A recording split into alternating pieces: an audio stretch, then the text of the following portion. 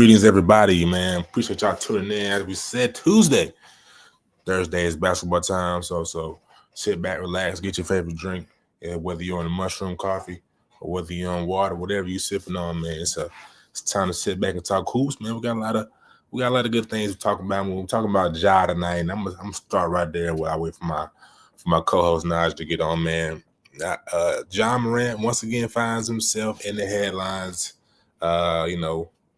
I feel it's a little gaslit, but nonetheless, when you got that track record behind you of, bringing firearms into the locker room, so that's just not firearms to the locker room, get caught on IG Live with a firearm. That's just what comes with that. And if you haven't seen that, we'll definitely talk more about it as we progress in the show. But how about, how about the McDonald's All-American game, man? Get at me if you watched it in the comments. Who'd you like? So obviously we had Haley Swain representing Georgia for the girls, and for the young men, we had Caleb Wilson. Didn't score a point, but was definitely he made Jamie Shaw, if I'm saying his name correctly, up on three. He made his top list of top performers. So that just lets you know, man, what type of ball player he is. Me and I saw him at the McDonald's, not the McDonald's, at the Peach Jam, man.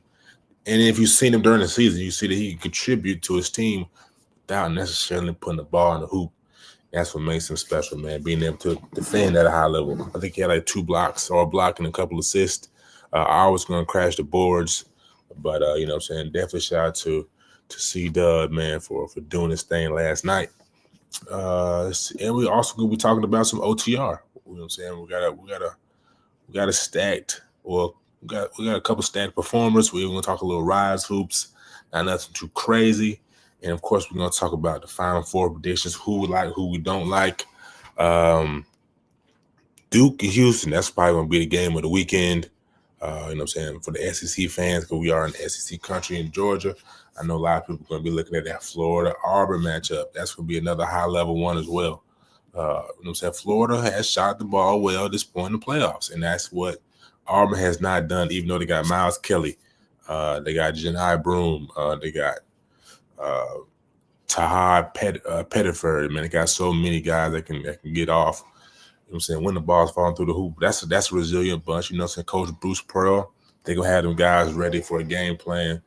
So you don't want to see Auburn now. You don't want to see Florida's bigs get off if you're an Auburn guy. But folks, definitely get at me. We're gonna try to pull up something on Twitter, kind of lighten up the mood. Actually, I can't even share my screen, so never mind on that. But like I said, man, I honestly in that Florida matchup, it's tough not to take Auburn. I'm gonna take. Hey, wait, I'm taking Florida, man. I'm taking Florida. They're shooting the ball well right now. Though Auburn hasn't lost, at the end of their season on a rocky road. So they was down, I think, 10 to Alabama State just to open the tournament. But that doesn't really matter. I just think Florida may be the harder team right now, with them shooting the ball well over the Clanton. The big hasn't been playing well, especially last game. It was kind of a different matchup, but I expect them to turn things around. I expect those guys to hit the court ready to roll in. But it's gonna be a close game. I think the game is gonna be decided probably 5 points or less. So it could go either way. But I'm putting my money, hypothetically, on Florida. So the big one, Duke versus Houston. I might have to take Houston right there again. Duke is a younger led team, a bunch of freshmen, high level freshmen. But when you look at Houston, another team that's shooting the ball well, another team that's got a mix of more so upperclassmen. We look at the Cougs. So unless we see Duke and their younger classmen, I think this is a big game for Isaiah Evans to hit the floor. They're gonna need somebody who can. Coop is gonna take this team to where they need to go, but they're gonna need somebody who come out and just have a higher level of energy. I know they got Cade Knuppel, and the number 9, I can't remember his name right now, and obviously Cooper Flagg. But I think this is a game for Isaiah Evans to come out there and just show his raw energy and kind of let his energy be infectious. Like, guys, I know we're younger, but we can't hang with anybody that we're due with a number one overall seed here for a reason. And they're going to have to do that. Fact check me off. I'm the number one. I think Houston may be the number one overall seed. No. Duke is. No, it's Auburn. Either way. But I like Houston. You know what I'm saying, for those reasons. I don't want to give too much away of what we're going to be talking about, but this is a big one. The BAL, the Basketball African League, we're going to talk about this more in depth in the show, but they're going to be honoring the late great Dikembe Mutombo. Like I said, that is the Basketball African League, BAL. They're going to honor him this season coming up, and we'll talk more about that as the show progresses, how they will honor him, man. So, what I'm saying, Dikembe Mutombo, playing for the Atlanta Hawks. That's how I saw him play, but probably more so known for his time in Houston. Just a special guy. We all heard about how he affected everybody who we came in contact with. Was a big philanthropist, kind of like who we just seen Junior. I can't remember his name. Another NBA legend passed away not too long ago that's from Wisconsin. Junior Brigham, if I'm saying his name correctly. Billionaire or one, I believe I would say billionaire. I would say, or millionaire, just to be safe. Actually, let me look that up. But it's another player, former NBA player, who came out of Junior Bridgman. Let's see if he was a billionaire or not. Yes, he was a billionaire. Yes, former NBA player Junior Bridgman was a billionaire. Built his wealth off franchising restaurants. Wish I could share my screen, but I'll give y'all entrepreneurial career. During the off season of his playing career, Bridgman worked and learned the business model of Wendy's, the fast food restaurant franchise. He had over 450 restaurant chains, including 160 with Wendy's and 120 Chili's. So, you know what I'm saying? Shout out. This was definitely a rest in peace to those two NBA legends. Also, man, y'all get at me. Like I said, get at me in the comments, man. Who y'all like in the NBA right now, man? Who y'all like for the MVP conversation? Most importantly, let's see. Let me transfer over to BN, see if the comments is jumping. See if they getting Wi-Fi lit. Whoa, Wi-Fi lit. I'm cooking grits for whoa, chopping them sticks, cooking it up.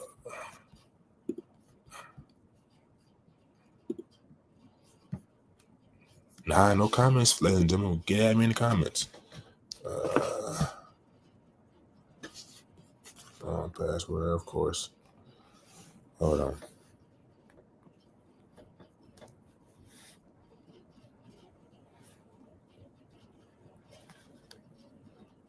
Yeah, no comments. Y'all wild. Like I said, hit me in the comments.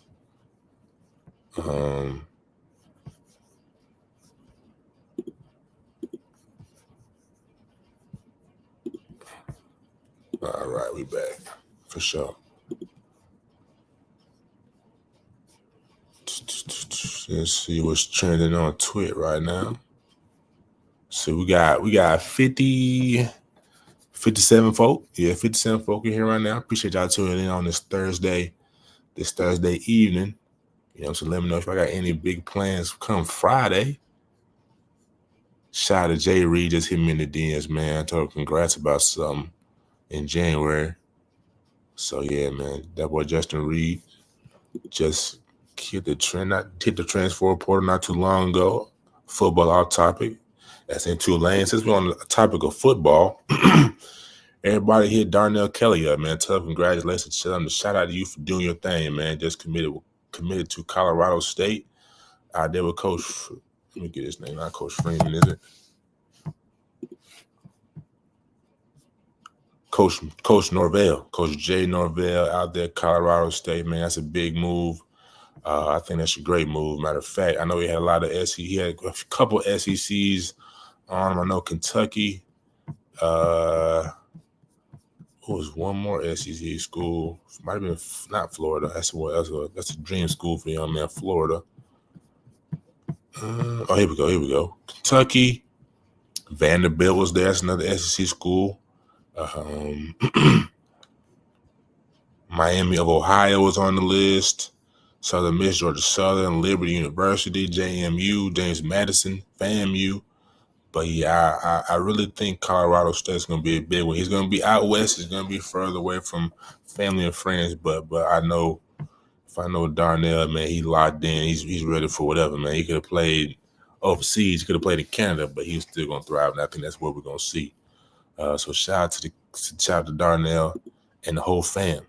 And you know what I'm saying, definitely get your popcorn ready for Langston Hughes. It's gonna be box office, just to let you know. But back on the topics of basketball, we saw courtside. There was a lot of celebrities courtside. We saw the Bayou Barbie. She was there. We saw as these names draw a blank to me. She plays for the Sun. No. She did play for the Sun. Let's see. WNBA at McDonald's. All-American. Again, y'all, if you're just tapping in, here we go. Dejanay Carrington was there. Courtney Williams, Rakia Jackson, Breonna Stewart. Stewart was in the cut courtside. So, I mean, it was definitely a lot of fanfare. This and Glorilla was there too. So, like I said, a lot of star power, man. A lot of star power was at the McDonald's All-American game. If I can say, if you're just not tuning in, we're getting ready to start. We're waiting on the good brother Najeh Wilkins to come live, man. The brother has some things to do real quick, and I'm just giving y'all. I'm just breaking the ice, just shaking up the ice. So y'all stick with me, man. If you got any questions, definitely hit me in the comments, whether it be on YouTube, Twitter. I need to link my IG soon, so that'll be create a little more motion, create a little more traction.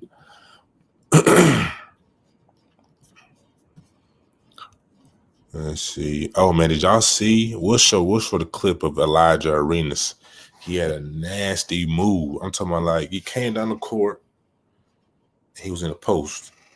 I can't remember if it was against A Cuff or not.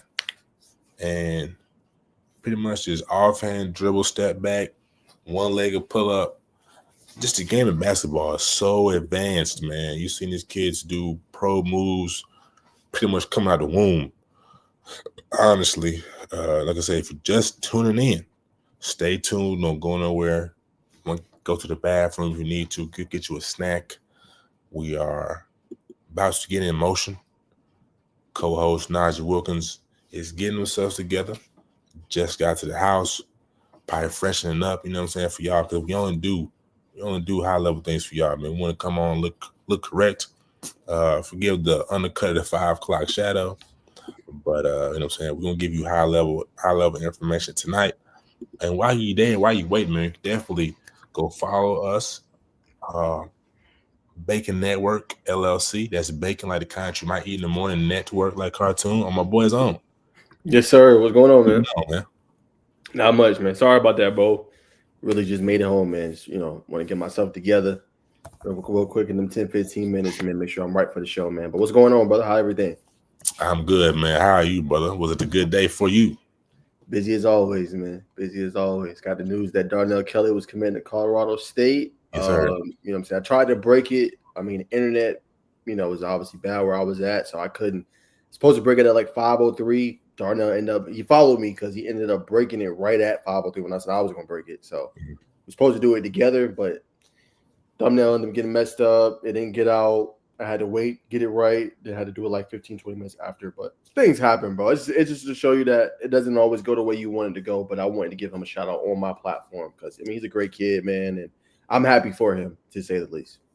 Yeah, man. So I said committed to Colorado State. I think that's a good move, Coach Norvell, man. So just when you initially heard the news, man, just what was your thoughts? I think it's interesting. Colorado State's a team that's starting to gain a little bit more steam in terms of just like them being in the media spotlight. Obviously, them going against Colorado has obviously helped them out as well. We're kind of renewing that rivalry a little bit, but a very underrated program. They have a lot of great playmakers out there, good coaching staff, a really good fit, I think, for Darnell going forward. and just what he wants to come. I think he can play anywhere. You know what I'm saying? Honestly, and I think he felt the most comfortable. His family felt the most comfortable there. And I really wouldn't be shocked if more schools start offering him. That's usually how it goes. They want to see, what schools offer, and sometimes schools are late to the train. Darnell's the kind of a kid you could see that for. Like more schools coming now. He could still be locked in, but at the same time, money talks, and the rest of the BS walks. So you never know. School can come out there and offer him so and so, and he's already big in the NIL space, bro. He already got like 3 deals, and he has 11K following on Instagram. So the kid's huge. So I think it's a matter of time. I'm not saying he's not locked in. He's obviously locked in. But I'm just saying I wouldn't be surprised if more things start coming his way because he just knows, and his parents know. We had his dad on before on the pod. They just know how I feel like to market your athlete, market your player. And I think that's what's really helping him, moving forward. They just know what to do. 100% views. If you just tune in and you heard that, like you said, we talked to his pops, gave pretty much a good master class on just what to do with your athlete, how to sell them. So definitely go back in the archives, whether it's on Najee Wilk. Is Najee Wilk right on YouTube? Yes, sir. Or Bacon Network. Say it again. Yes, sir. All platforms. All platforms. Najee Wilk on YouTube or Bacon Network on YouTube. Definitely go into that live category and you'll find them, man. So I appreciate y'all tuning in. I believe it's like close to 70 on right now. We're not going to take up too much of your time. We're going to hop right into the basketball topics, and we're going to start off with the McDonald's All-American game that happened a couple nights ago. So we're going to start with the boys. We're going to talk about Jamie Shaw. He dropped his top performers of the McDonald's All-American game, and we're going to dissect and see if we agree or if we split hairs on a couple players. Probably not, though, but it's a pretty good list. So he gave his MVP to Cam Boozer, as we saw. I think it was Monday or Tuesday night. Probably was Tuesday night that Cam Boozer and Darren Peterson shared it for co-MVP. So Cam Boozer should have been co-MVP. They're not sure what type of format they was running. But number 2, Darius Acuff. 3, Tunde Youssef. And I know I'm saying it wrong because I heard it on the TV telecast. It was named a different way. But number 4, AJ DeBonsa had a great night. 5, Christian Act. Surprised me just how deep in the bag he could go in the post. Caleb Wilson didn't score a point, as I alluded to early on in the show, and still made top 6. Darren Peterson, dog, man. Malik Thomas can't get off when he wants to. Isaiah Harwell at 9, and rounding out at the 10th spot, it's Braden Burry. So when you look over this thing, Naj, who do you think Darren Peterson should be higher because he was a part of the co-MVP of the game? 100%. I mean, he was dropping buckets, bro. Like, we got to give him some more love, too. Obviously, it's an opinion-based thing, and that's no disrespect to, obviously, what Jamie Shaw does. He's obviously a great recruiting analyst and obviously great in the basketball world. But for sure, 7, come on, bro. He should have easily been, I think, in that top 2 or 3, in my humble opinion. Tunde Youssef is a baller. You know what I'm saying? What he's been able to do over the course of his career. Bailey's getting another good one after getting VJ Edgecombe in this 2024 cycle. They got another dog coming in there. But I thought he was one of the best ones. I would probably just off of that game alone, the Bonster was good, but I would move him probably down a spot, right? Move Peterson up in that top 3, top 4, put the Bonster at 5. And Caleb had a really underrated performance. I like his spot at 6. Humbly, he didn't score, right? But at the same time, he affects the game in other ways than scoring. Now, I'm not saying he reminds me of Cooper Flagg or anything like that, but they have similar impacts on the team. Yes, Cooper Flagg can score. Yes, he can finish around the rim. He can shoot. He can do basically everything well. I feel like Caleb, and not really a ceiling, but he's a guy that could just affect the game in so many ways, and that's what makes him so special. He don't need the ball in his hands to be effective. And when you have an unselfish player that can do that, hey, bro, it's really dangerous, you know what I'm saying, to say the least. So, I mean, shout out to him for shouting out Caleb. I thought Malik Thomas was really good. That he's just a prolific scorer, bro. He just a bucket getter. You know what I'm saying? That's what you got, a bucket getter. We seen him at obviously OTE. He gonna pop off. You know what I'm saying? That's what he's gonna do. Underrated guy I thought was Braden Burries. I'm glad he put him on this list. I thought he had a pretty good performance as well. So shout out to him for even naming him in that top 10. And then Cam Boozer, I mean, he's Cam Boozer. I grapple with it because it's like you can't call everybody a generational talent, but he has something special about him. It's hard to really say I don't want to say generational just yet because we see guys who see generational and bust. I'm not saying he's going to be. I don't think he's going to be, but he's just a guy I'm excited to watch at the next level. I mean, every time I see him, he just adds a different piece, a different layer to his game. And agreed, he definitely with his double, 16 points, 12 rebounds, should be at that top. Yeah. Cam is, like you said, you can't really put your finger on it because he can. Him and Caleb are similar, and I say that because they both can affect the game, and Cam don't have to score points. Cam could probably come out if he just focused on defense and hustling, and just probably get like 4 or 5 blocks, multiple 10+ rebounds, probably get a couple steals. You know what I'm saying? Maybe get 5 or 6 assists. But you know what I'm saying? He's just a complete package. So yeah, I agree with you. You can't really put your finger on it, but he's gonna be he's gonna be one of them ones for sure. Like I was talking to Rod, I was like, yeah, I think he's gonna be like Apollo Banchero. Dang, yeah. That's a good comparison. Yeah, I think that is good. I appreciate that, brother. I think he really has that potential. Maybe not as fluid right now. He's kind of like more of a. He's not. He's. I don't want to come out the bad way. He's a stiffer than Paulo. But Right. I don't want anybody to think I'm trying to slide him when I say that, because obviously I just give him the Banchero comp. Nah, he just got like Banchero, to your point, he just has a smoother game. Yeah. You know what I'm saying? There's nothing wrong with saying that. That's not saying Boozer's not better, but his is more like smoother. You know what you're getting in him and what he's going to be able to do. And to your point, it's just like it's not hard for him to score, but it's a little bit more of a bulkiness to it. That's not a bad thing. That's not saying he can't fill it up. That's just saying his game's a little bit smoother compared to his. Nah, 100%, man. So to that point, I saw another similarities in Tunde. I know what Yusef is not the right way to say it. At least if we're saying right, the telecast was saying it wrong last night. But him and Darren Peterson, just a lot of putbacks last night. Footwork was off the charts. Because they're 23 and 24. I was like, man, is that Darren like that? but to that point, did you see the same thing? Yeah, I mean, no, 100%. I mean, he's a guy that's kind of, he's a hustle guy. That's not saying he can't play. He obviously play at a high level, but he's gonna give you that high energy, that high effort, going to go get loose balls, rebounds, just put it all out on the floor. That's something that stands out to me. Just not even talking about his offensive, defensive game. He's just a guy that wants to win, wants to be great. And I mean, you see that with the putbacks and how much effort he's willing to put in. So I mean, like I said, if they can keep VJ, which I doubt, I know he's going to the draft, but them two together would be something special. So, I mean, yeah, Ton is definitely a player. And I've talked to coach, the Milton coach, Coach Whiteheart, a couple of times, and I remember him bringing him up and just saying how special he is as a whole.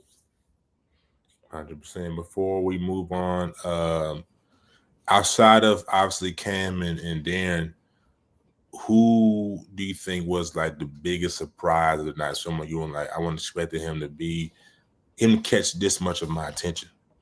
I got to go with 10, Braden Burries for sure. I mean, I didn't really expect that from him, and obviously he's not, I think committed anywhere. But yeah, just his ability on the court, I thought was very a pleasant surprise. Not really a known name, obviously a good name, but I thought his level and what he was able to do definitely caught my eye for sure. 100%, man. So we're gonna talk about the girls, man. Talk about the ladies. Haley Swain from Georgia represented the state. But who stood out to you last night? Obviously started one-sided. The West got off on an 18-0 run, but who did you like? I think I believe she's the little sister of Lauren Betts, who's at UCLA. But I mean, whoa, complete game. She ended up winning MVP. I don't know what's in the blood, but they know how to play some basketball. Both of them do. And I think she's the next one coming up the pike. And if you UCLA, you feel good because you got the sister, the big sister. You got a chance to win the title this year. And then you got the little sister who can hoop in her own little facet as well. So I thought she had a really good performance. Obviously, Haley Swain, shout out to Raw Digital for shouting her out and just putting her film package together. She's another underrated player that I'm just excited to see like what she's able to do. Carry her team to a state championship this year. I believe she's going to Stanford, if I'm not mistaken, which is going to be interesting to see. I mean, I don't know, bro. It's like it's no disrespect to Stanford. That's a phenomenal school. She's just super smart. I just feel like that. Like I could just see her hitting the portal, bro. You know what I'm saying? Humbly, like just going to a bigger brand because that's what she deserves. That's what she is. Haley Swain is a huge brand, Right. in itself, and I think she deserves that platform to be on. So. I was so impressed with her and what she was able to do. I know it's 13 points, 4 assists. She's like, nah, why are you impressed? But she's got a different feel and level to her game. And I think the potential's off the charts, man. She was another one that ended up catching my eye. Those would be kind of my top ones, I would say. Now, I mean, I think Stanford. I know they lost their head coach a couple years ago, but they had what three McDonald's All Americans last night. They got 4 if you count Cordy Adu, I believe is still at Stanford. And then so I think it's going to be trending up. And then we look at the education, man. I think talk to her True. times. That's what he really. It's a 2-for-1. You know what I'm saying? That alumni database is almost just as good as Georgia Tech, probably a little bit better just because it's out west. It's got a bigger campus, a bigger population. Mm-hmm. So, but I think that's what it is. But yeah, definitely Miss Swain. You know what I'm saying? Let me actually blow up the highlight. Haley Swain from Holy. Turn this down. Just very quick off the dribble, twitchy. To me, I don't think there's a better guard when you look at it. Just going downhill. I don't think there's too many better than her, especially out of this class. Just looks real strong. Her upper body, and the lower half is is right there as well. Just quick, you know what I'm saying? Chops up Aaliyah Chavez. You know what I mean? So what's really gonna take her to the next level is when she knocks down that jump shot, man. When she knocks down that thing consistently, it's gonna be like, what are you gonna do? To be honest, so she definitely caught my attention, and I think the ceiling is very high, very high. Let's see who else. Oh, Nyla Brooks. We'll check out Nyla Brooks from UNC. I think she didn't get a lot of burn. She didn't start last night, but she's definitely gonna be one of those ones, especially at UNC, that people are gonna be like, who is this? How did we miss her? She was a McDonald's All American. Yeah, for sure. Coming out of I think she's from where's she from? Where she's from, Naj? Tennessee. I think so. Yeah. That one I'm not too familiar with. I'm not gonna lie to you. Let me see. I think she's from Tennessee. Oh, she's from Alexandria, Virginia. Virginia. She's to North Carolina. Okay. She's a DMV baby. Mm-hmm. She's got like I want to go with WNBA, but I'll start with NBA. She got like a KD game, man, because she's long body. She can shoot over most girls. Who would be a WNBA comp? I'm not sure right now. Yeah, she got a smooth game though. Smooth game, yes, sir. Smooth. Yeah, that's smooth, bro. Low layup with the sauce on it. You know what I'm saying? I like that with the sauce on it. Yeah, low layup with the sauce. You know what I'm saying? Big Mac with the cheese. You know what I'm saying? However you want to word it. I can get down with that, man. So who outside of those two, man? Like who else caught your attention, man? You got Emily Skinner. She did her thing last night. Mm-hmm. Let's see, Jada Civil from Tennessee. The Tennessee guards got off as things, you know what I'm saying, came back for Team East. But yeah, but do you have an answer to that? If not, I'm gonna ask you about Miss Chavez, man. I mean, that was gonna be the one I was gonna shout out, so we can start there. Yeah, man. I mean, same thing, bro. I mean, I can't wait to watch her just at Oklahoma. I mean, she showed a little bit of that, you know what I'm saying, versatility in her game and the ability to play make. We know about her illustrious career, obviously, you know, in Texas and what she was able to accomplish winning their first state championship since like the 80s.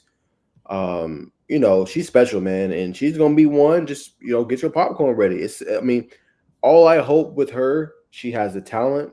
I believe she has the work ethic. She got the right circle around her. I just hope we give her the same energy that we give some of these other girls. No disrespect. I love Caitlin. I love them all. I love Paige. She deserves more exposure. You know what I'm saying? This is not a race thing. I'm just saying, like, let's give the game its proper flowers. That's how good Chavez is. You know what I'm saying? Like, she is special. Let's give her flowers. You know what I'm saying? Same we do with Juju. Like, let's get them out on that platform, right? ESPN is a great big platform, right? CBS Sports. Let's televise majority or darn near all of their games. Right. Aaliyah is special. She deserves that. Sienna Betts, when she goes to the league or to the college basketball, she deserves that. Let's give them their proper shine. Nah, you're absolutely correct. And to that point, man, the WNBA stars were out last night, man. They You were. see Dejanay Carrington sitting down. Was Rakia Jackson was there, Brianna Stewie. You know, see, no one Stewie is in the building. You know, it's crazy. And they didn't have what's her name? The Bayou Barbie from LSU. Angel Reese? Angel Reese, yes, appreciate that, brother. Angel Reese was there, man. So, like you just said, man, we just hope, and I feel that will, man, because brother said on the commentator said on the telecast that Leah Chavez is in the same sentence as Cleveland Clark. So it's already out there. So I think they're gonna do the same thing, and hopefully, especially we're going to OU, Texas is gonna be really good next year. Hopefully, that's that rivalry that Cam Newell was talking about in his podcast, so we get the college girls game this year was very good. But it wasn't like last year, and I think everybody would agree with me when I say that. Not even close. Not even close. No. Night and day, bro. And next year, we're gonna hope we see the resurgence because it was just more aura around it, bro. Mm-hmm. It's more aura. It was more like, you know. I mean, to Cam's point, we talked about it last week on the pod, but he talked about it being rivalries and the need for it, and I feel him. He's not wrong. When I look at the landscape, it's just. Besides the one I told you about, the UCLA USC one, that one kind of got dampened when Juju tore ACL. But what other rivalry really is there? I mean, he does have a point, and I think that's what fueled a lot of it, you know, and wanted you to tune in. Because remember, one point we was talking on the pod, we was saying, yo, I'm more interested in watching the girls' Final Four and the girls' tournament than the boys. We not saying that this year. We were saying that last year, bro. Facts. Legitimate. Because we was like, okay, UConn, Purdue, but is that really right home? Now we like Cooper Flagg, Walter Clayton Jr., who some are calling Baby Steph. We'll talk about that obviously more later. Auburn, we will have to talk about that. Auburn, like, we're more excited about this Final Four on boys' side and tuned in than we were last year, bro, which is crazy to think about it. Just a year difference. I agree, man. I agree. Like you said, once Jew went down, and it's still going to be good. You're going to have South Carolina, and it looks like it's going to be possibly UCLA. I think that's what it's going to be. That going to be a championship game. But I think if Juju would have made it there versus 1 and 2, I think that's where we would have saw that spike. But like you said, it was kind of, I ain't gonna say it was a difference. It was a difference the whole way through. But we're gonna take a look at on the radar, man. They had a big showcase this past weekend. The Atlanta Classic. Always at the Swanee. The compound out there. This is by Josh Tech. We know Zaire Brown from Pebblebrook. He was there. That was not a surprise. That's not a surprise. We're gonna run through these and we're gonna go individually through the guys and we're gonna show the highlights. So Chase Lumpkin had a big event, a big showing, I should say. Jarvis Haynes just got put on my radar. We all know Amari Chaudhry played this season for the Cold Hearts, you know what I'm saying, who had a push in the postseason after going winless or one win during the regular season. He's been doing this thing of leading Jet Academy to not having a loss through the AAU season thus far. And we know about Jason Wellborn III, if I'm not mistaken, at Decatur High School, who decided to coach. So let's run through the highlights real quick, man. Who do you want to start with? Want to go in order with Zaire, or is there anybody you want to get to in particular, bro? No, I can go with Zaire. All right. And I'm going to let you break them down, man. Zaire Brown, Pebblebrook's finest, Brook boy. Right there, she's a nice little in and out dribble, creating that space. I don't know if you're able to go back to that one, but I mean, just quick little in and out right here, a little floater over, obviously. Oh, like that was Chase right there. Or yeah, right here, like look at him go. Okay, let me size him up. Crossover dribble. Okay, boom. I like that. Okay, barbecue chicken. Boom. Butter. I mean, that's what you want right there. And then right here, okay, here comes Shays. Up, float. Too easy. You know what I'm saying? Oh, I missed it. Let me go back up. Put it back in, man. Follow my shot. Right here. Boom. Nice. Hop, step, dribble. Boom. In the inside and interior. Making them pay. Right there. Boom. Crossover. Ooh.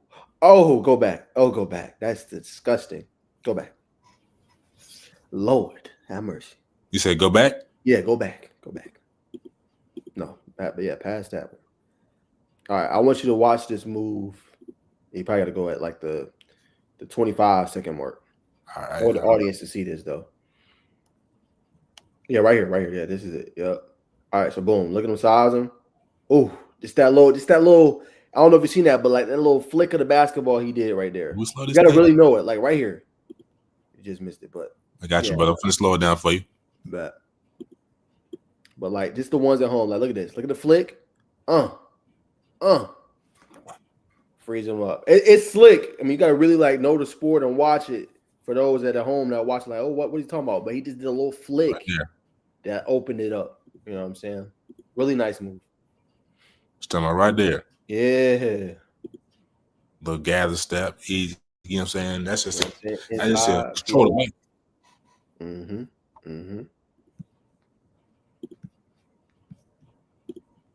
right there, just getting to the lane. Oh, over the other one, nice little lay with the little drizzle on top. Yeah. And then boom, on the inside, easy money. I mean, no surprise here for me with obviously Zaire Brown. We've seen him cooking obviously against Pace Academy, who's one of the top teams, right? They didn't win the state title this year, but one of the best teams in the state. In that game, he was cooking. You know what I'm saying? Now they lost, but I was just mesmerized by his 3-point shooting. Here, you kind of just seeing him be able to take that to another level, finish inside, create offense for himself, tight corners, and still be able to bust people. Yes, sir. And I believe he hit a game winner the same day. Similar type move we talked about with the flick, kind of, you know what I'm saying, penetrated from the wing, got to the middle, elevated. It might have been against ALT, but elevated. I think it was against ALT. They beat him at the horn, not at the horn, but like maybe 3 seconds away from the horn. But that might have been a move actually. So you know what I'm saying, definitely one of the best guards. I believe in the write-up they had him on OTR. Just one of the better guards on that OTR circuit, man. It's one of the best guards. Also getting downhill. We're gonna look at Jarvis Haynes right now, man. Young man who got put on my radar as I was reading. That's crazy. I ain't gonna lie, it's crazy, Bacon. Just getting on your radar is crazy. I'm EA. You know what I'm saying? Be honest. But when I saw him immediately, I said, yeah, this kid's he's like hold on. Stephon Castle, baby Stephon Castle when I saw him. Long body, gonna play defense. That's against Clifton. Not Clifton. That's against Chase, bro. Against Chase Lumpkin. Has he said this simple offensive game? Don't have to really do too much, but the defense is real stood out to me. That's why I think he's the baby Stephon Castle.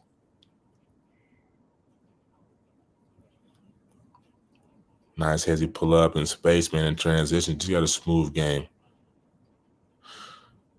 Smooth free throw shot. So the kids obviously, you know what I'm saying, he can knock down the shot, man. So like I said, do you see the Stephon Castle comparison? I don't know. Hey. I don't know. That's tough. I mean, I like him as an all-around player.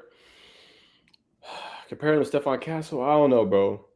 It's hard for me to say. I feel like he's a little bit taller. With like 6'7"? I think so. I mean, he just has a different game, I think, in my opinion. But I've always been impressed with him. It's the reason I try to get them into Corky Woodward Academy. The kid can ball, bro. The kid's elite. He's been hooping for a little minute. He hit the buzzer beater in the playoff game to send him to I think it was the quarterfinals, bro. Like, dude is special. He always has been, man. So that's a guy that score from anywhere on the floor.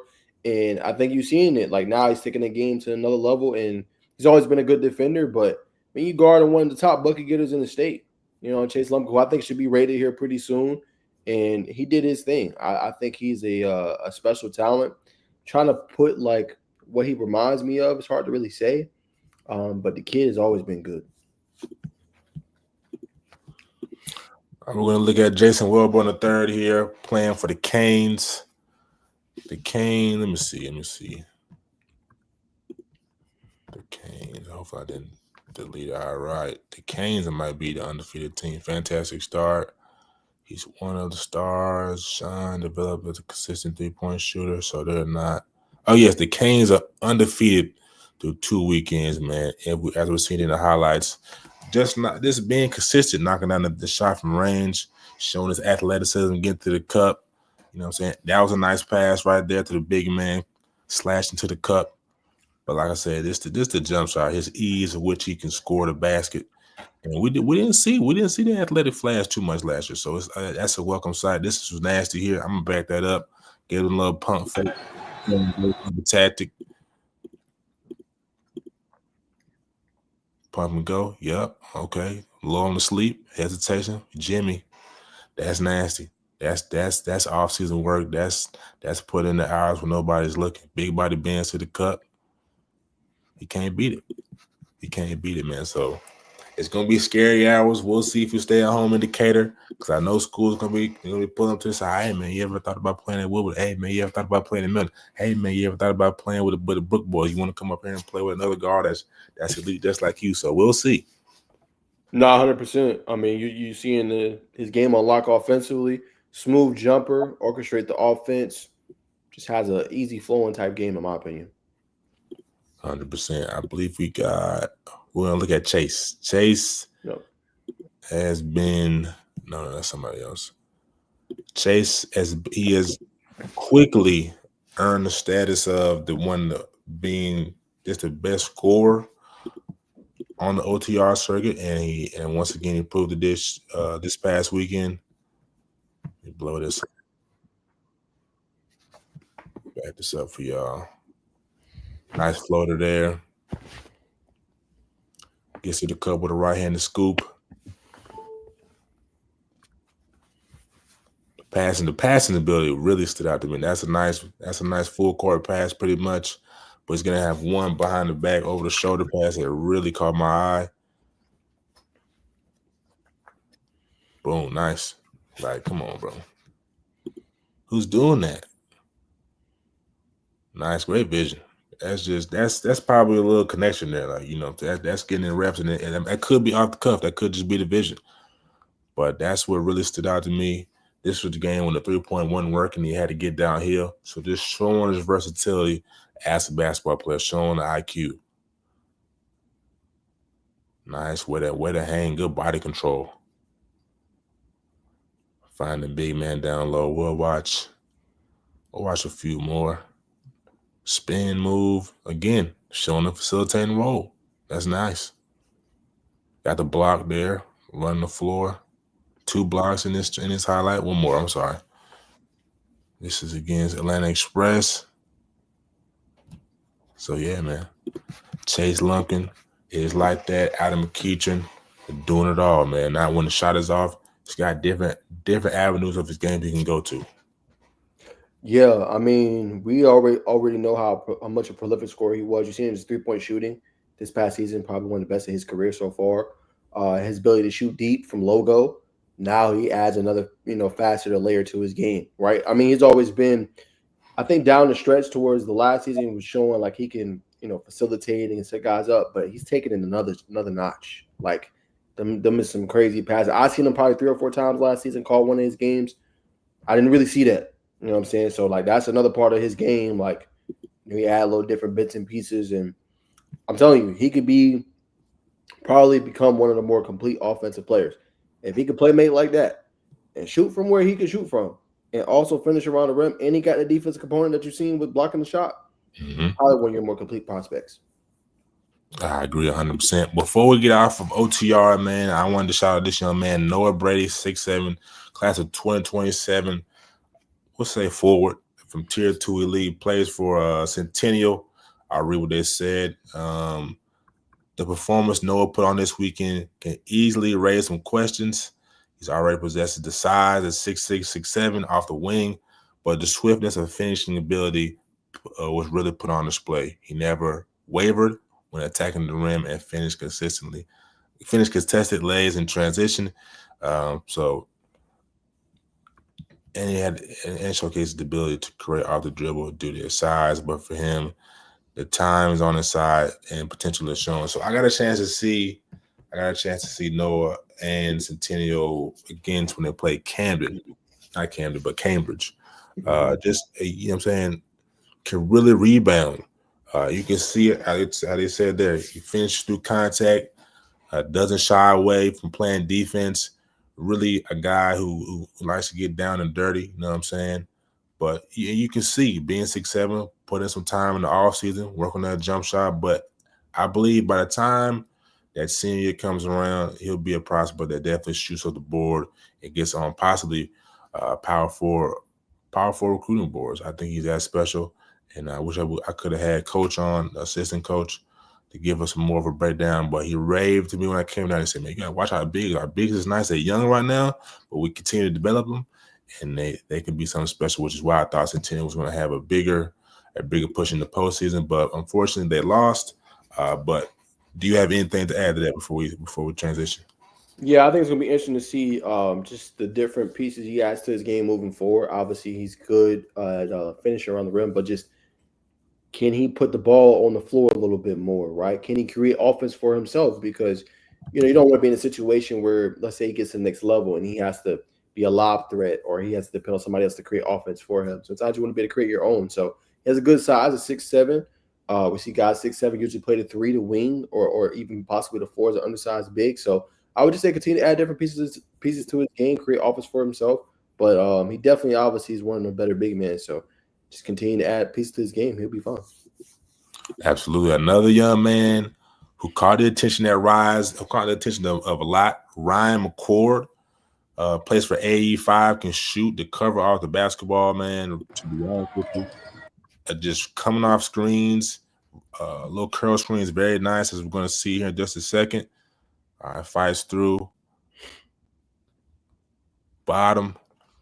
I believe it's the 26, 25. We'll check in just a second, but we're going to give his highlights a little bit of time to breathe. All right, we see him, a little give and go action. Comes off the screen here, spot up. That's nice. He looks to be like 6'2"-ish, maybe 6'3", but you can't deny his shooting prowess. Again, catch and shoot.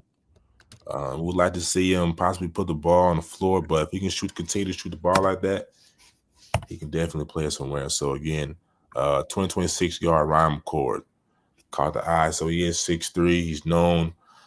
He knows how to move without the ball. It doesn't need much time to get his shot off. And, you know what I'm saying? When you can do that, I think college coaches will rave about that. So what's your opinion, Najeh, on Ryan McCord?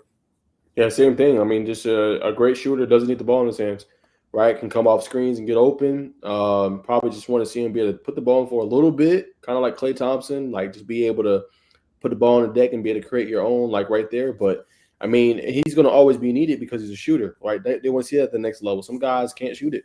But if you can get to that 36 to like 39% from deep and beyond, you're going to be wanted anywhere in college basketball. You know what I'm saying? Even 40% if you can. So, yeah, his ability just to catch and shoot, I think college coaches will love because, like, okay, then you could be a shooter. We can move you all around, set screens for you. You don't need much to get the ball off. You'll be an asset for us. You can come in and give us productive minutes. Absolutely. We're going to talk a little bit about Corbin Johnson. Andre Johnson, I believe Ross said it was his little cousin or younger brother. I think it was his younger brother. But Corbin Johnson on Twitter, Corbin J13, class of 2026, 6'3", 175 pounds, a wing. You know what I'm saying? Right now he plays for Stars Nash Basketball Club out of Nashville, Tennessee. So he's coming out of that pipeline. He did an interview with Simone, and let's check it out. You've had 2 games this weekend. If you can self-evaluate yourself, what have you seen? I just noticing myself getting better, like getting more aggressive, doing the things I know I can do. I'm just translating to the game. And what can you do? What are you good at? Taking people out the dribble. I can post, pass, and I sit on defense. Like I take that personal. Like I ain't trying to let nobody score on me. What part of your game are you most proud of? Probably my mid post. Like I'm good at fading. Like so man, as we you know what I'm saying, let that kind of play as we talk over it. What Ross said, you know what I'm saying, a guy that really has an insight to what's going on in the North Alabama, Tennessee range, and he's trained him. He said he's real strong in his upper body. So he could be in the air, you can push him, and he just has that body control to finish through, man. So I think that's why he's electric. That's why he's going to be something special. But what I'm saying, have you seen any film, Najeh, and what can you attest to just the young man's talent? I have not seen a lot of film of him. Unfortunately, I tried to look at some stuff. It's kind of hard to find. But based off what Ross said, and obviously seeing him and training him, I would definitely defer to him if he says he's getting an upper body. Definitely a guy that potentially could be really good moving forward. Also, I think his confidence too. You see that through the interview. I'm saying humbly what he can do.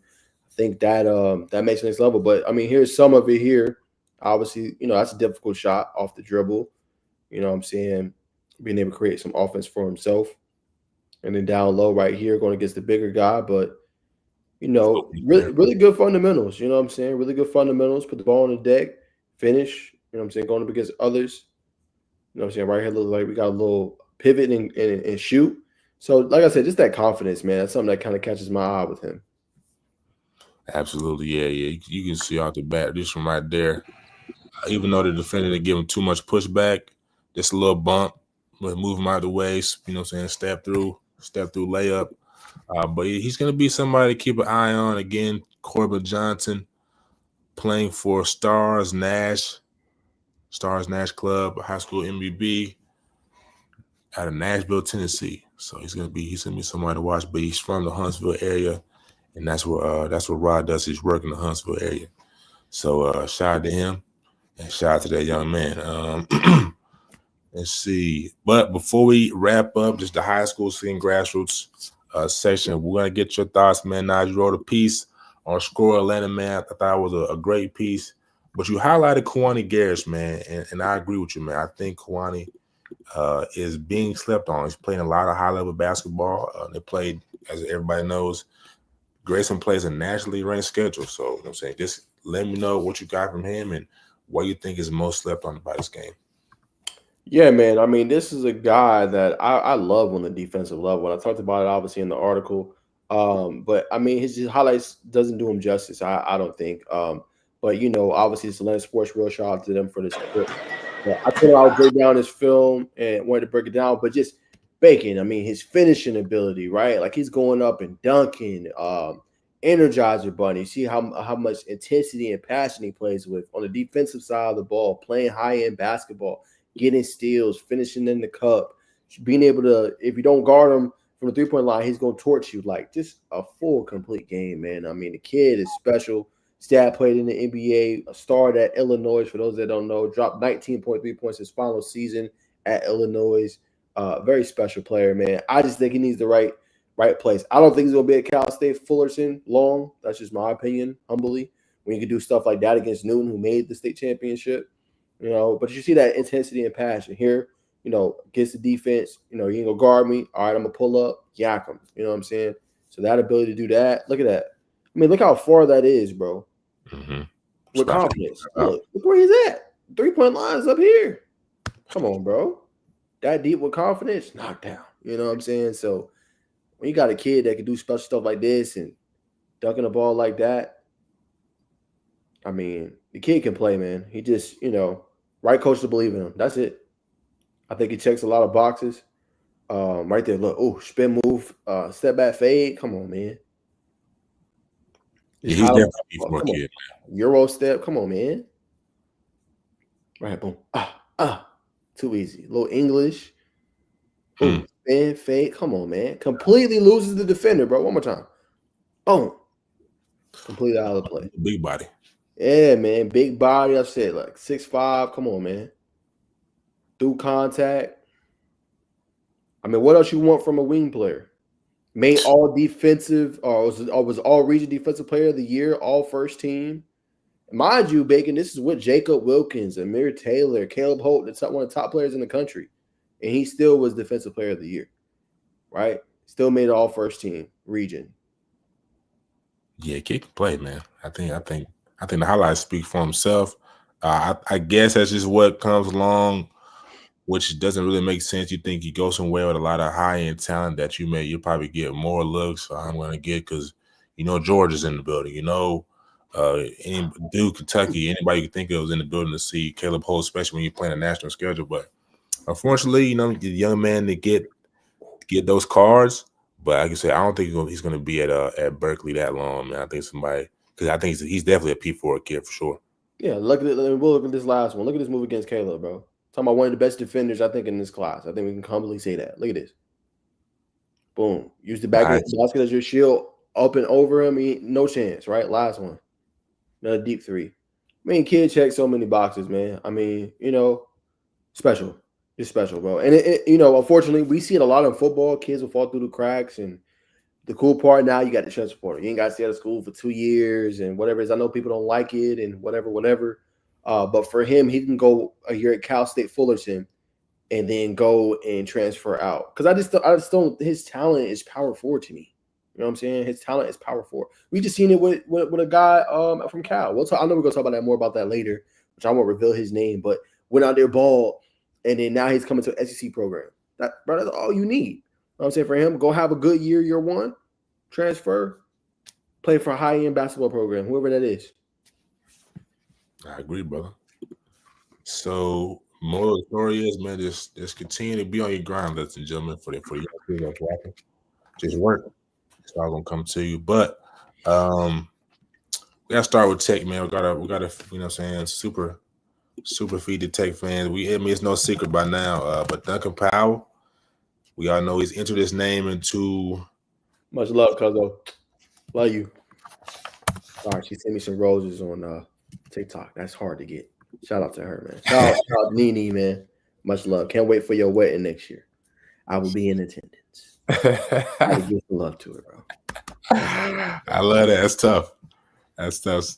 Definitely roses are hard to come by on TikTok. So shout out to her for supplying the young man. But Duncan Powell, man, he's I got word. I read an article. I was trying to pull it up, but he may be going to Memphis.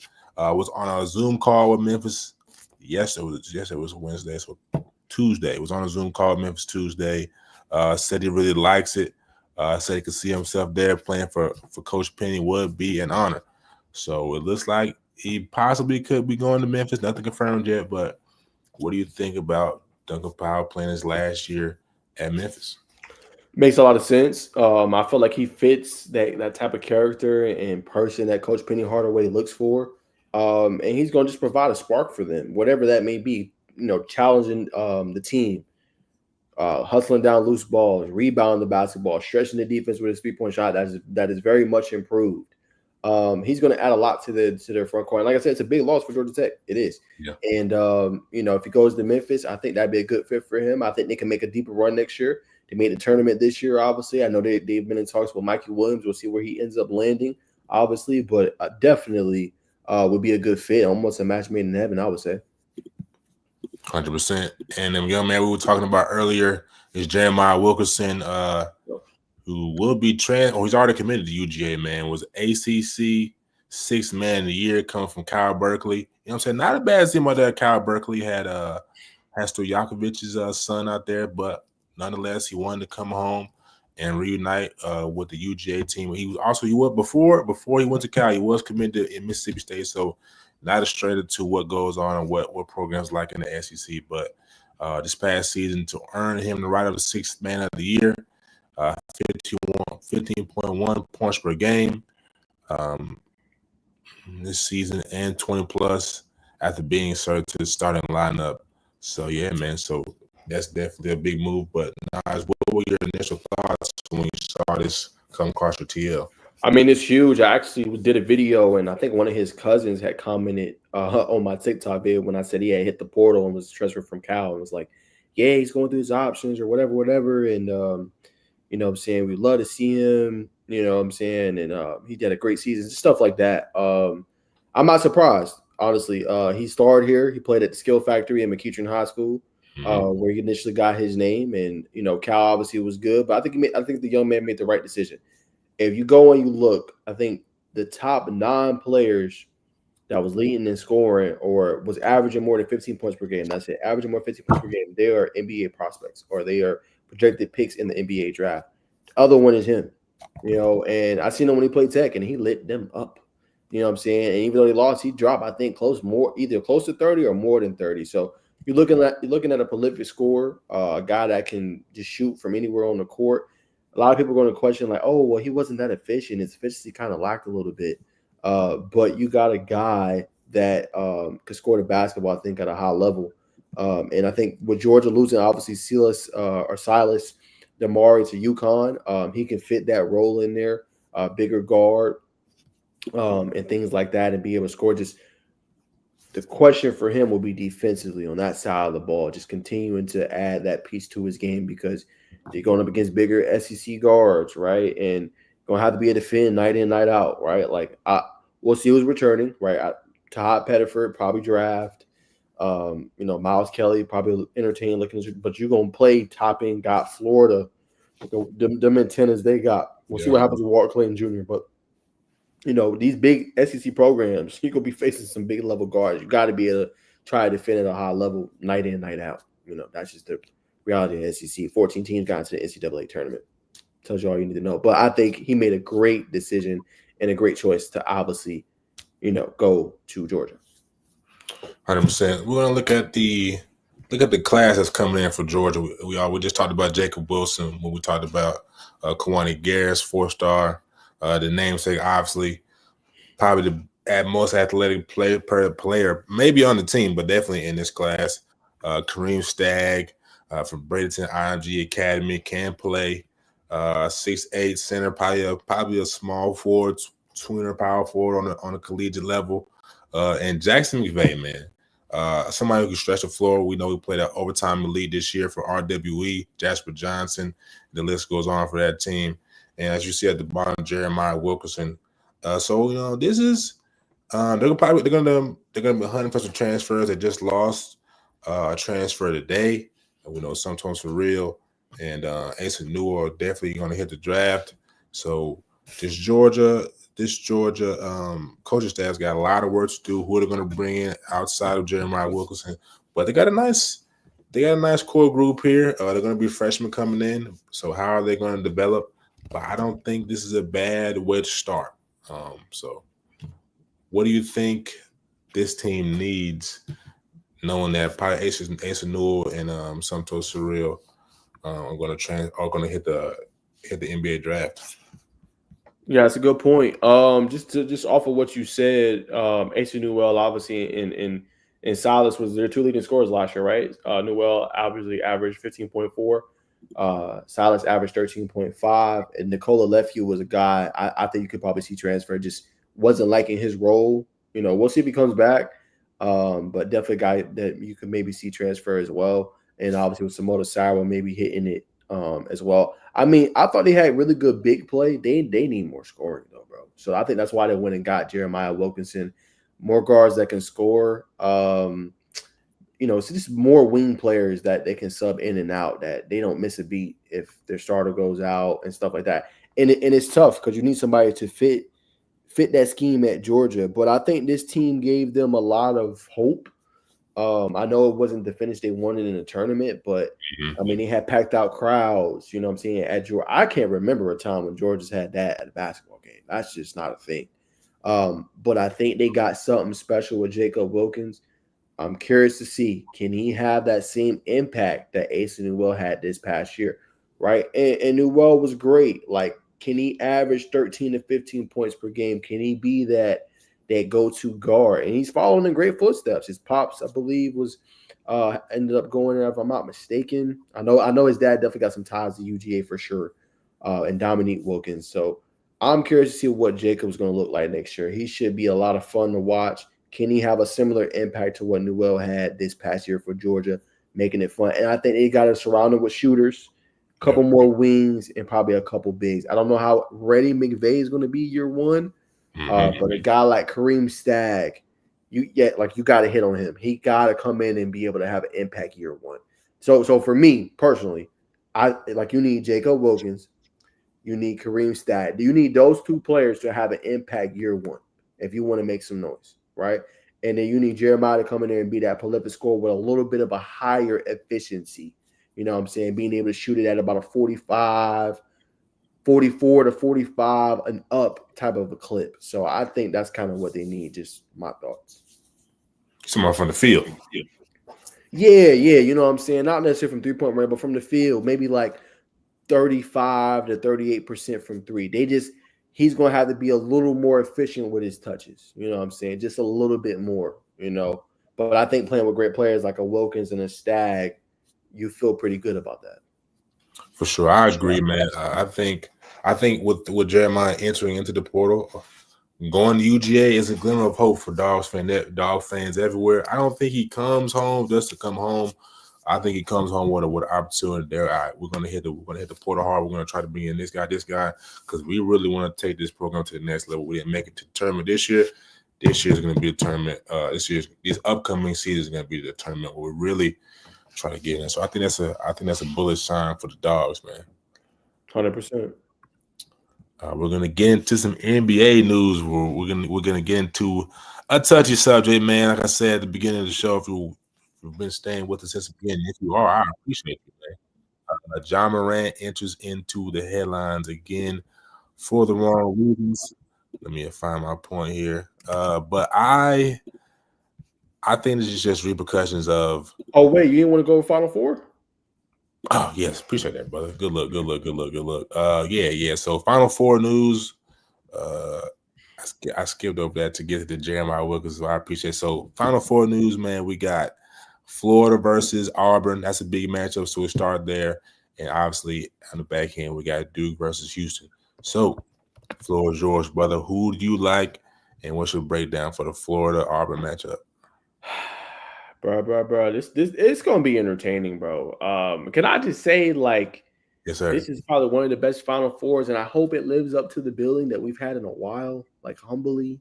You know what I'm saying? Like 2 number ones, first times I think since like 08 maybe.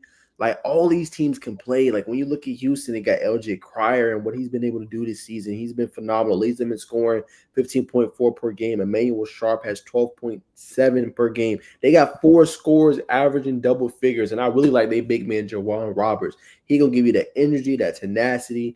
And it's crazy because he's shooting 50% of the field so far this year, man. I mean, it's going to be such a great game. You know what I'm saying? I'm talking about Houston. I was supposed to be talking about Florida and Auburn. I'm out talking about the Houston game, twin. My bad.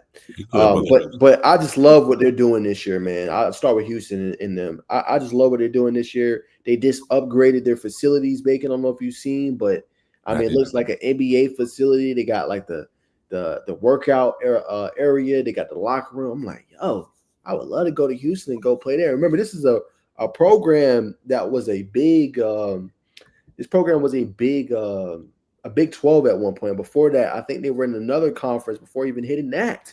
But just to see the level and how much they've gotten better and better, just in terms of just, for the student athletes and things like that. I mean, shout out to Houston, bro. So it's gonna be a good one. But there go that guy, Cooper Flagg, man. Who's going to be the answer for him, right? How do you slow him down? And they got so many guys that make it tough. And Malawatch, you know what I'm saying? Finishing around the rim. Can Jawan Roberts have a game where he can finish? And then can that elite guard play that Houston have challenge the guards for Duke? That's the biggest question. Con Canuple's balling. He's a projected top 10 pick. There's a reason for that. You know what I'm saying? The way he playmates, the pick and roll with him and Malawatch, right? Or the pick and roll with him and Flagg is second to none. So good luck trying to stop it or slow it down. And then obviously, Tyrese Proctor, it sucks that Isaiah Evans hasn't been more of a factor. That's just because they haven't been playing him, right? And I hope they do. I hope they let him shine. And I hope he's a Final Four hero. I hope they give him that opportunity to be that potentially. I know they got Sion James, who was a Lanier grad, who's doing big things for them, but Evans is a factor that you can watch out for if a team needs a spark. He's that spark plug. You know what I'm saying? But can Tyrese Proctor, with all his experience, he don't need to have a 25, 30-point game, Bacon, but he needs to take care of the basketball, and he definitely needs to score at least between, I say, 12 to 15 points in this game. You know what I'm saying? Because what you got Malawatch and his ability to rebound the basketball and defend at a high level and also finish with a great, almost a Duke Blue Devil great in Cooper Flagg, and then you got them other pieces. They should be able to win, but I'm hoping we get a great contest between two elite teams. But I can't wait. But I would give Duke the slight edge in this one. I'm gonna split hairs with you there, brother, because Houston comes into this game as the best 3-point shooting team in the tournament, if not all of college basketball, and they're a more upperclassman based type of team. Mm-hmm. And I think that's gonna it could possibly rattle and shake up Duke. You know, what I'm saying, big stage. Our guys, we here, Final Four, and this is also why I think this, like you said, could be Isaiah Evans' game. I think this is a game that you insert him a wild card that takes this Duke team over the threshold, bring him in, let his energy affect everybody. You know, so knock out a couple threes, let them talk, and let that energy build with the ranks. So if that happens, I think Duke will be fine. Obviously, we just saw you look at Duke's stat line. Cooper Flagg leading every statistical category but blocks. So if you can get Coop to calm down, or if they roll on all cylinders, maybe we don't see Isaiah Evans. But this Coop team is going to be ready to play. Great coach to well coached, like I said. But like I said, they shoot the ball well. They defend at a high level as well, like you just alluded to. So I'm gonna pick Houston as a dark horse just because I think they're senior led, top to bottom.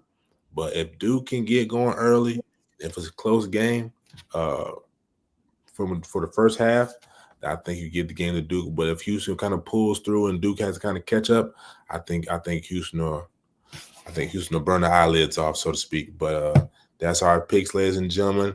I think the separation going to be the game is going to be Houston's senior-led ability, and their ability to shoot the ball at a high clip. But there's also another box office matchup. We got Auburn and Florida. So, brother, back again, the floor is yours. Who do you like? It's a tough one. Yeah, it's a tough one. Yeah, it's a tough one.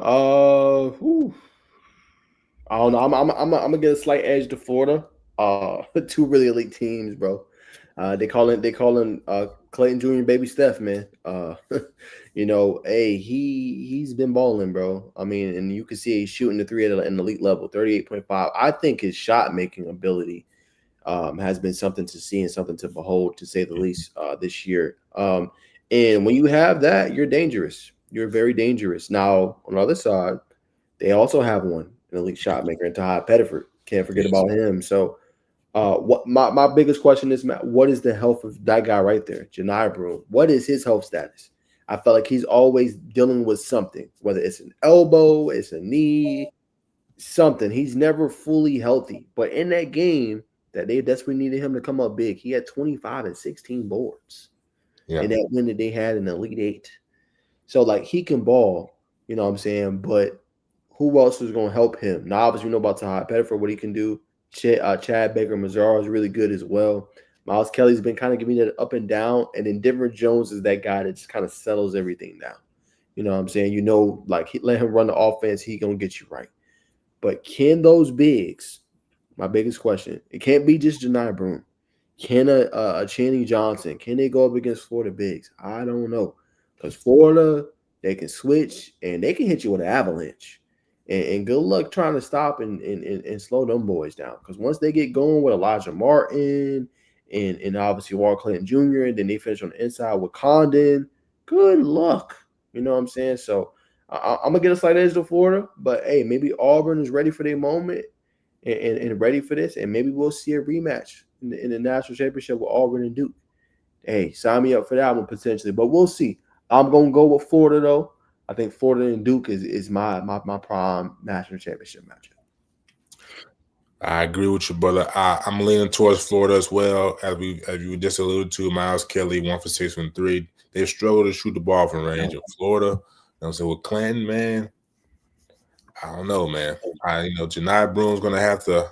I mean, he's done his thing. 10 for 13 against Michigan, very solid performance, but it's just a supporting cast.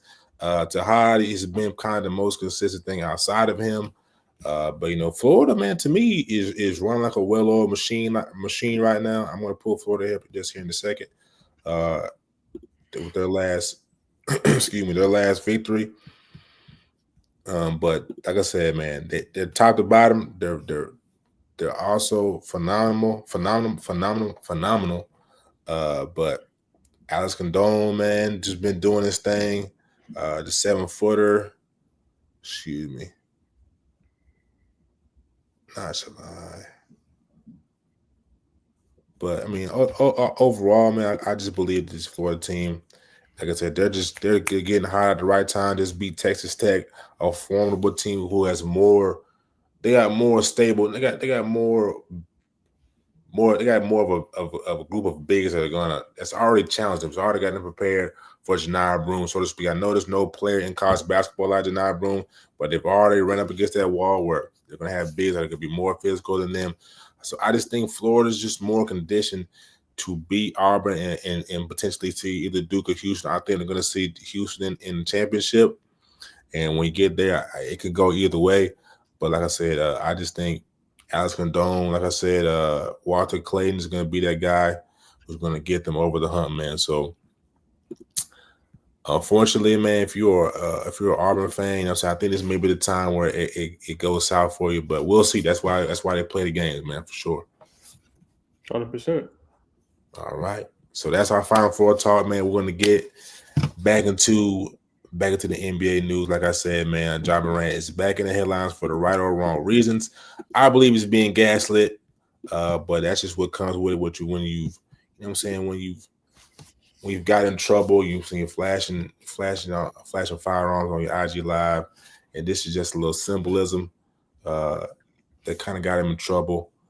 But we'll play the clip and we'll give you our thoughts afterwards. So here you got Buddy Hield. I'm not sure if he showed it first, but you got Buddy Hield flashing guns after Jimmy shoots. So right there, you got him flashing there, and then you'll see Ja do the same thing, and you'll see Steph Curry and Draymond kind of, well, mainly Draymond. You don't really see it from this angle, but they'll kind of point out like, "Hey man, what's going on?" And then they both Buddy Hield and Ja Morant get technicals. You can see here, so he does the sign. You'll see Draymond kind of point it out. Hey, man, what's going on? We need the tech. And that's when the ref steps in and goes a double technical, which was not all said. But, you know, what do you think, bro? Man, blasphemy, man. Oh, man, Buddy Hield started that, bro. Like, we going to be honest. Like, he started it, bro. You know what I'm saying? Everybody want to overreact. NBA sent out warnings. Cool, they got text. That's the end of it, bro. I'm not concerned. You look at the full clip. Buddy did it first. Buddy knows, like, okay, it's Ja Morant, right? We win in the game. Let me find some way to antagonize him some way. That's all he did. You know what I'm saying? Ja responded back. But everybody gonna freak out because, like, oh, this guy had, you know, guns on him live and did this and that. I feel y'all. I get where y'all coming from. Guns are dangerous. 100% agree. But I don't see nothing malicious there, bro. I just don't. Ja's responding to somebody. It's like, bro, you're going out the hoop and bro keep doing the same gesture. Boom! I just beat you again. Boom! Another three-pointer. Boom! And then if you go down the court and you hit a three, you're going to be like, boom, right back at you. That's all that was, bro. If you ever played a competitive sport, you know if somebody is clowning you or somebody's trash talking you, you're going to come back down the court and do the same thing. It's part of the game, bro. I take it serious, but I don't take it as something like, oh, man, job. We got something to be worried about. No, bro. He's responding to what he did first, bro. That's literally it. There's nothing more behind it. It's a gesture. Yeah, I get it. It was on both sides. He antagonized him. He responded. That's it.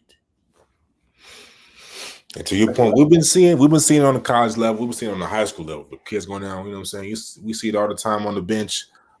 We just saw what they did in the NFL. They just banned the wipe your nose. So we may see the NBA follow suit and like no more, but you know, it is what it is. Because the NFL didn't did that. You can't even do that no more. Like, I mean, you could barely trash talk. You could only do certain celebrations. I get it. I feel y'all. I get the brandishing and stuff like that. But at the same time, y'all wonder why. Oh, why is there no rivalries and why is the sport not getting the same view? Like, people like seeing stuff like that. And I'm not saying they should be doing stuff like that. Like, but I'm saying, like, let them be their personalities is what I'm trying to say. It helps exude rivalries. It helps, you know, even stoke bad blood. Some don't want to hear that, but that is what we're in desperate desire of as fans. We want to see stuff like that. Just them going back at it. Oh, you hit it through. I'll give a great example. What Anthony Edwards did in the playoffs last year. Bro, he was going at his favorite player of all time talking that ish. Come on, bro. Did you tell me that didn't make the playoffs more fun? That's all I'm saying. Absolutely. You got to help the entertainment value. You know what I'm saying? That's all I'm saying today. Help the entertainment value. Let them players play. Let them players do different things. Like that, obviously, okay, I get it. But if they talking, like, you ain't got to always be like this and tee them up. Let them talk. If you see something malicious going, prevent it, obviously, from happening. But we want to see that. We want to see that you care. We want to see that you intense. You passionate. That's what we want to see. I agree, brother. NBA's gaslighting. It's just you get numb to out the wire, man. You just know what's going on. But yeah, let them play. Let them play. Hopefully, this doesn't spew anything else. And also, to that effect, Ja Morant,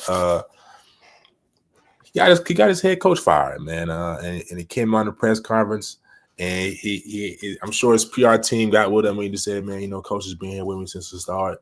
I hate to see him go, but this ain't the first time we've seen an NBA player get his coach fired. We saw it the first time majorly with Magic Johnson.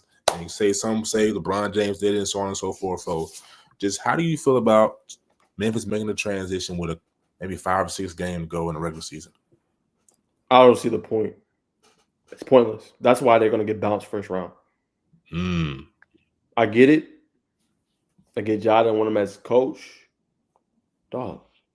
We April, or even if before he got fired, in March, the play-in tournament starts April 16th. Mm-hmm. I feel you, Ja. I get it. At the same time, though, finish the season. Hey, bro, hey, look, I took a full evaluation. I don't like the way he runs his offense. I can't do it no more. Fine. You do it at the end of the season. Y'all about to go on a run, whatever it may be, yada, yada. Gotta do it right now. I get it. I know it was best for you at the end of the day, but the timing it couldn't have been worse. Couldn't have been worse, bro. I just don't think this is the time to do it. Go on a run. Okay, bam. It's 6 seasons, 7. We in the same spot. We never got past the second round. Or we can't get past this. Then you make that move. It's just doing it this way, not a good look.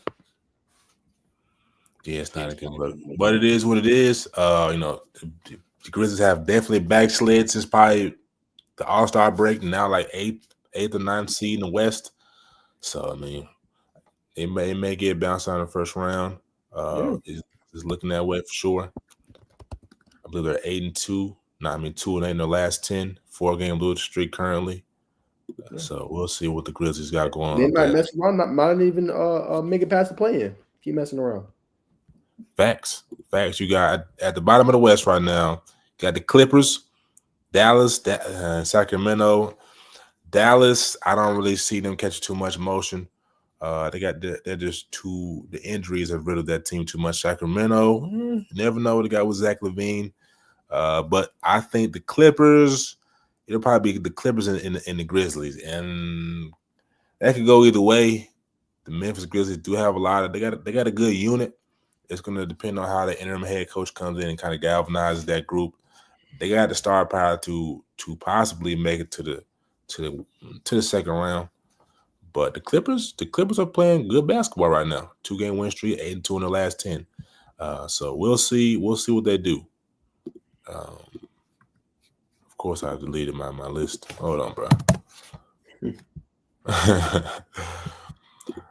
All right, here we go. All right, in NBA, next up we got Tracy McGrady. He calls out LeBron. We don't really call LeBron, but he makes a statement saying that LeBron is not a good one-on-one player, and a good bit of one-on-one players, specifically Kobe, James Harden, Kyrie, Kevin Durant would dominate or beat LeBron at one-on-one. And at first I listened to it. I was like, he might be right, but you can't disregard LeBron's ability to little boy guys going to the cup. And it's not a glamorous one-on-one move, like he's not a Jamal Crawford, but that's definitely an effective one-on-one move. We know how LeBron's gas tank is; he can go for a while. So, when you saw that, what was your reaction? Yeah, I don't know about all that. Like, far as like him getting dominated or him losing a lot in the one-on-ones. I mean, you talk about his ability to get to the cup and dominate that way. I feel like that was part of his game when he was younger. You know, he can still do that now, obviously, but I feel like he's add layers to his game. He can shoot the basketball. He can pull up from range now. He can hit that little that fadeaway, one of his patented fadeaway moves. He can do up and unders. I just feel like he has more layers to his game than he had when he was younger. I feel like he was a one-trick pony almost to a degree. Can't say that now. You know what I'm saying? So I feel like with the ability he can knock down shots effectively, I think he would still be able to do his thing. I think the problem might be defensively a little bit, seeing how much he could buy in for a one-on-one, you know, during that time. But to say that, oh, he would get, I don't know about all that. Yeah, man. I'm not sure where all this LeBron hate is coming from all of a sudden, man. It's just not a good look for the collective. But I think LeBron could handle with anybody, like, you know what I'm saying, defensive prowess, moving his feet, especially when he was younger. Right now, but I think it's too much. We need to put the brakes on LeBron. Hey, man, LeBron is doing some GOAT things right now, getting his son nepotism, bringing his son up. So I think we need to applaud him instead of kicking him while he's down. You know what I'm saying? But we're gonna move on to some more lighthearted topic, as I mentioned at the beginning of the show. The BAL. Sounds close to BBL, but the Basketball African League is honoring the late great Dikembe Mutombo. They're putting a patch 55 on the jerseys to honor him, man, the NBA legend. The BAL announced Thursday that it will honor the Naismith Basketball Hall of Famer DM55. Will have a patch on all the jerseys, man. He passed away from brain cancer this past September 30th. So we know how big of an influence he was, his philanthropy work. And this is written by Mark Sears, you know what I'm saying, senior NBA columnist. But, you know what I'm saying, obviously, you know what I'm saying, there's nobody more deserving of this than Dikembe Mutombo, man. No, 100%. I love that they're honoring him, though. That's super cool. BAL is doing this for him. And paying homage to him is super cool. What he accomplished in his career. And sometimes you'll see different countries, not all of them, but some of them, they'll just, you know, their player gets bigger, some they won't honor him, you know what I'm saying? Or they just, you know, they won't go out of their way to honor what they were able to accomplish in, you know, the States or whatever you want to say in a different country. So I love that they're doing this. Definitely deserves to be paid homage. Iconic figure, not just in basketball, but you know, in life in general. So just I love to see this for them, and just being able to pay some homage to him for the 2025 season. That's super dope, I think, and a really, really kind gesture, in my humble opinion. I know you close to you're closer to the basketball scene than I am in terms of, but just what have you heard from coaches you talked to, Wheeler's coach, you talked to Milton's coach? Has anybody kind of shared with the story of how they've affected them? You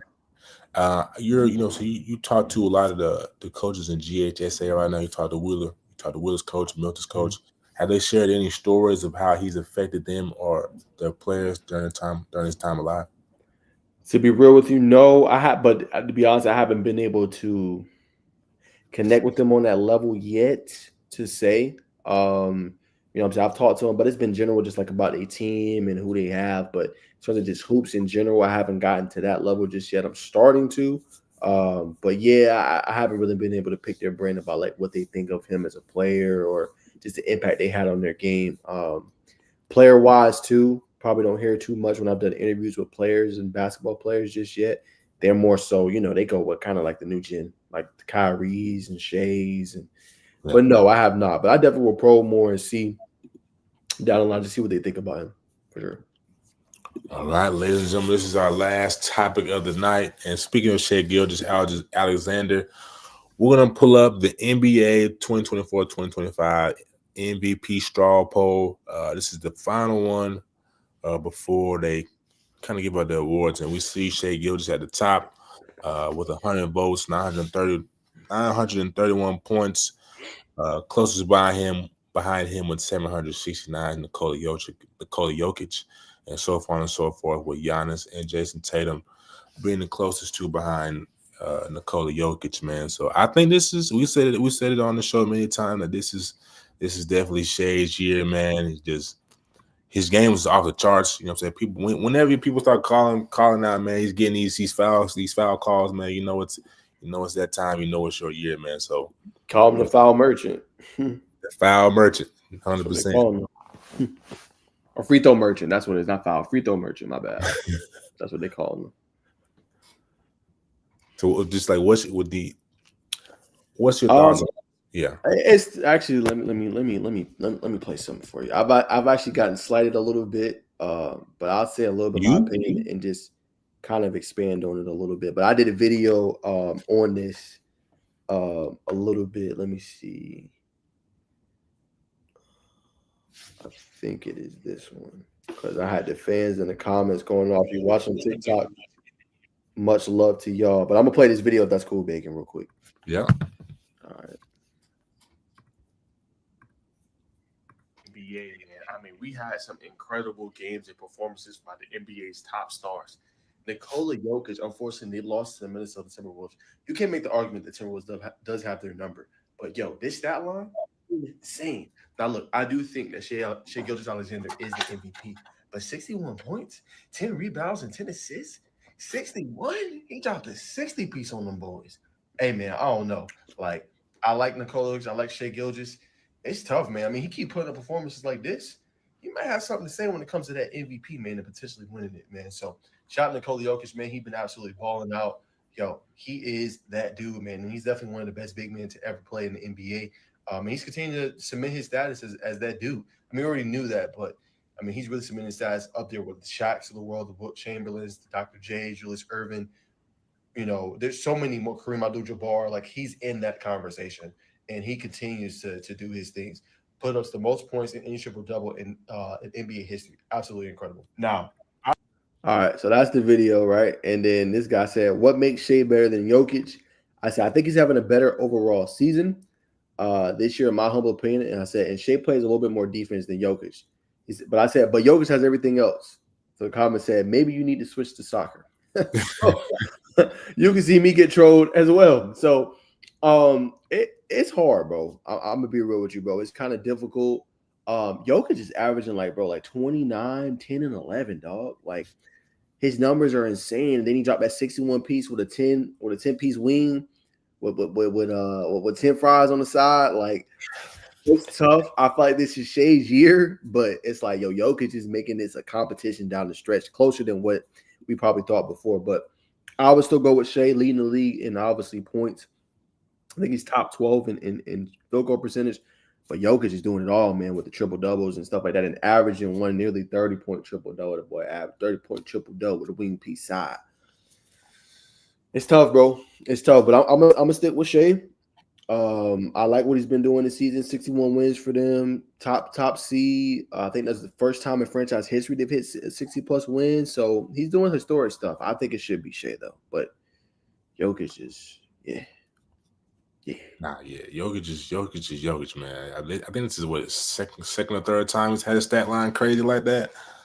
But we've seen a trend. The NBA likes to diversify the MVP. Like, what I'm saying, Kobe's supposed to have more MVPs. LeBron's supposed to have more MVPs. LeBron's supposed to have more some defensive players awards. So with that, when you know that, I think it's safe to say that Shai, as we just saw by the numbers, is definitely going to get the MVP award.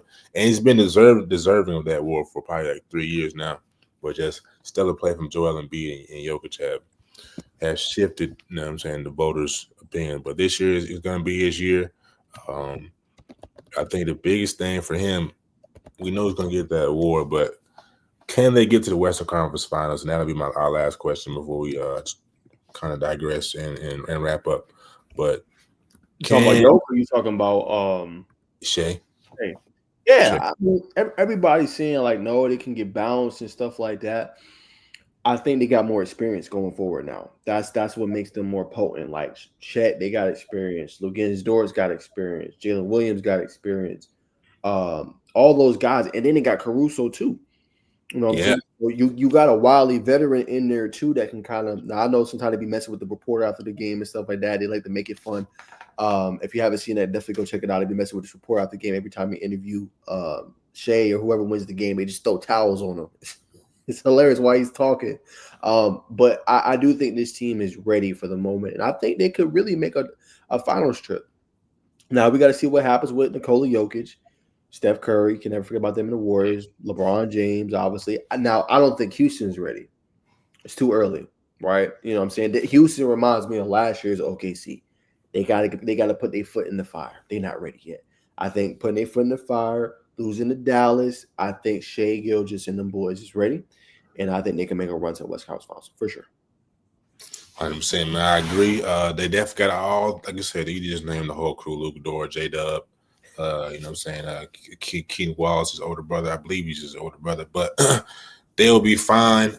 So it's gonna be interesting to see. There's a lot of oral hype around the NBA basketball right now, as it should be this late into the season, as playoffs are about to gear up. So definitely stay tuned for more content around the playoffs. And you know what I'm saying? Do you want to share with people any story, anything that you saw on social that we didn't bring up that you want to bring attention to? No, I think that's everything. Just trying to look through social, see if I see anything crazy, because obviously transfer portal season is going wild right now. But no, nothing crazy. We talked about some of the major transfers with Silas. Trey Donaldson transferred from Michigan to Miami. That was a major one as well. That's really it. Nothing too crazy. All right, there you have it, folks, man. We appreciate y'all tuning in. Let's see how many views we got to shout them out. 151. 151. 90 on X for me. You had 61, and then obviously about 30 in TikTok for me, and then probably might have to start connecting your Instagram too, man. Yeah, sure. 100%. Yeah, we gotta get some more. But so we appreciate y'all tuning in, man. We didn't get a lot of activity in the comments this show, you know what I'm saying? But nonetheless, we appreciate y'all taking your time out of y'all day on this Thursday evening to, you know what I'm saying, listen to us talk hoops. So we're here next Tuesday, 6:30 for the football session. Monday for the football session, and we'll always be back here 8 o'clock sharp for basketball, man. So we appreciate y'all and we love y'all, man. Peace and blessings.